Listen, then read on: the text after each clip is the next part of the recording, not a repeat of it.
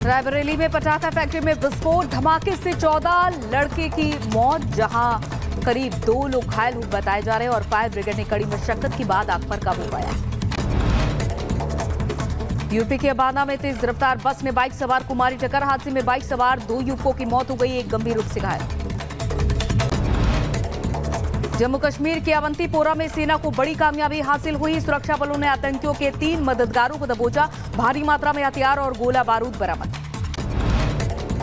Supreme court के chief justice को जान से मारने की धमकी मिली। भीमसेना नेता पर मामला दर्ज। भीमसेना आरक्षण में ओबीसी की तरह क्रीमी लेयर लागू करने वाली सुप्रीम कोर्ट के फैसले का विरोध कर रही है। मुजफ्फरनगर में जिला पंचायत चुनाव प्रचार के आखिरी दिन गहमा गहमी का माहौल। 2 प्रत्याशियों के समर्थकों में जमकर नोकझोंक हुई। सागर में हुए हादसे के बाद जागा दमोह नगर निगम प्रशासन। दमोह के पथरिया वार्ड 7 में कई साल पुराने जर्जर भवन को नगर पंचायत और प्रशासन ने ढहा दिया और इस मकान में बीते कई सालों से मकान मालिक नहीं रह रहे थे।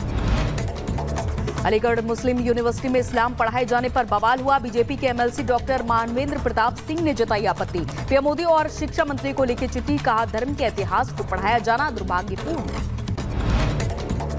बुलंदशहर की शिकारपुर कोतवाली पुलिस की करतूत कैमरे में कैद हो गई। पुलिस ने निर्दोष युवक की कार में खुद रखा तमंचा और युवक को अवैध तमंचा रखने के जुर्म में जेल भेज दिया। वीडियो वायरल होने पर एसएसपी ने संज्ञान लिया। यूपी के झांसी में दिल दहला देने वाली घटना सामने आई है, जहां सन की बेटे ने मां बाप और भाई को कुल्हाड़ी से लहूलुहान कर दिया और कुएं में कूदकर अपनी जान ले दी। शामिल में हरिद्वार से लौटे श्रद्धालुओं को नॉनवेज परोसने पर हंगामा हुआ। पुलिस ने आरोपी दुकानदार तनवीर को गिरफ्तार किया। वहां का प्रधानमंत्री अगला कौन होगा?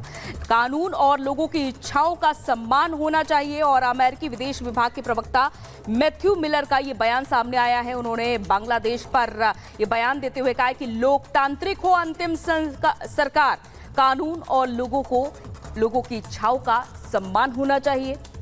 2 तस्वीरें आपके सामने। हिंदू मंदिरों में कैसे तोड़फोड़ की गई है, ये देखें जरा। वहां पर हालात देखिए, समझिए कि हिंदू मंदिरों को भी यहां पर नहीं बख्शा जा रहा है और अमेरिका की भी इस पूरे मामले पर नजर बनी हुई है। जैसे ही बांग्लादेश की प्रधानमंत्री शेख हसीना इस्तीफा देती हैं, उसके बाद यहां के हालात और भी ज्यादा बदलते जाते हैं। और पीएम हाउस में बवाल की तस्वीर देख पा रहे हैं। पहली तस्वीर में देखिए पीएम हाउस में कैसे प्रदर्शनकारी कब्जा जमाए हुए हैं। यहां पर आसान नहीं होता है कि पीएम हाउस तक यहां पर प्रदर्शनकारी पहुंच गए हैं। अंदर किस तरह से बवाल मचा रहे हैं आप देखिए। और दूसरी तरफ आज स्कूल भी खोले जाएंगे बांग्लादेश में, तो ये स्थिति है वहां की। और अब अगली बड़ी खबर का रुख कर लेते हैं, क्योंकि लगातार बांग्लादेश से खबर सामने आ रही है। और अब देखिए ढाका में शेख मुजीबुर रहमान का स्टैचू गिरा दिया गया है। उपद्रवियों ने अपने राष्ट्रपिता को भी नहीं बख्शा। बांग्लादेश क्रिकेट कप्तान के घर को जला दिया गया। भारत में ही शेख हसीना फिलहाल मौजूद है।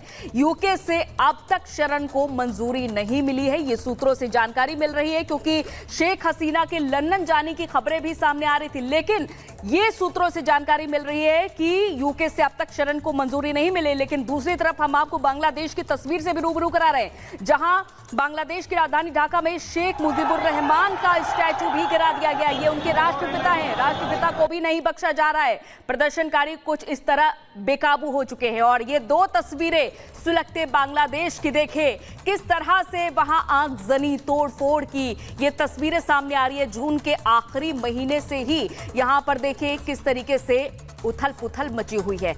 और खिलाड़ी के घर में भी आग लगा दी गई है। ये दूसरी तस्वीर में हम आपको दिखा रहे हैं, जहां बांग्लादेश क्रिकेट कप्तान के घर को जला दिया गया है। यानी कि किसी का कोई सम्मान नहीं किया जा रहा है।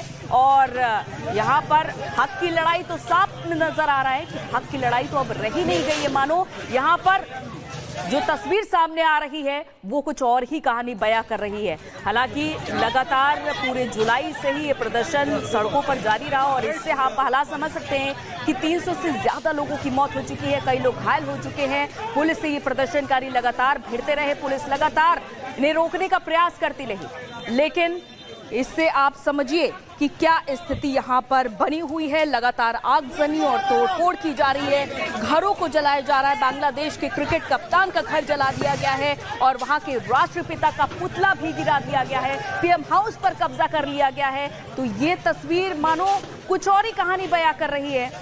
आरक्षण की मांग से उठी आग कहां तक पहुंच चुकी है आप देख सकते हैं कि हिंसा की आग में पूरा बांग्लादेश झुलस रहा है और राष्ट्रपति ने संसद भंग करने का ऐलान कर दिया है। पूर्व पीएम शेख हसीना ने बांग्लादेश छोड़ दिया है और फिलहाल भारत से किसी और देश में राजनीतिक शरण के इंतजार में है। विपक्षी पार्टियों के नेताओं की रिहाई के आदेश जारी किए जा चुके हैं और इधर अमेरिका ने लोकतांत्रिक मूल्यों के आधार पर अंतरिम सरकार की गठन की बात कही है। आखिर सवाल यह है कि ये किस मोड़ पर आकर खड़ा हो गया है बांग्लादेश। खास रिपोर्ट देखिए।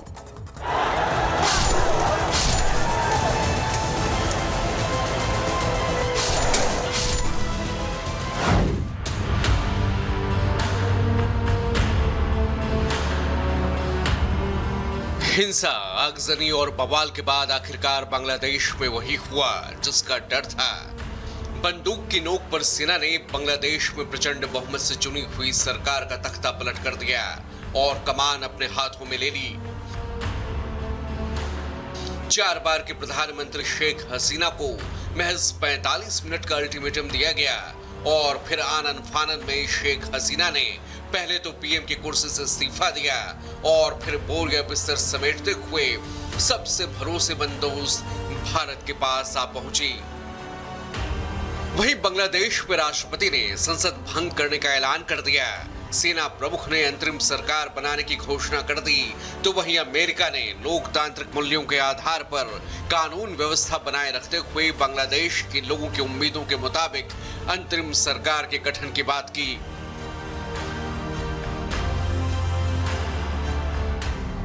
पिछले 2 महीनों से जारी आरक्षण विरोधी आंदोलन की आग ने बांग्लादेश में पूरी सियासी तस्वीर बदल दी।